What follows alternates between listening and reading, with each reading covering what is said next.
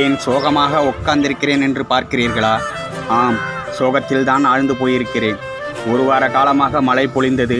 வீட்டினுள்ளே இருந்தேன். பாத்திரம் விளக்கினேன், தோசை ஊற்றினேன், சமைத்து கொடுத்தேன்.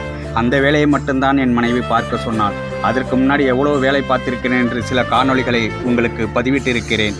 ஆனால் 2 நாட்களாக மழை இல்லாத காரணத்தினால் என்னை மறுபடி துணி துவைத்து வா, பாத்திரம் விளக்கு, வாசல் கூட்டு என்று ஆரம்பித்து விட்டாள்.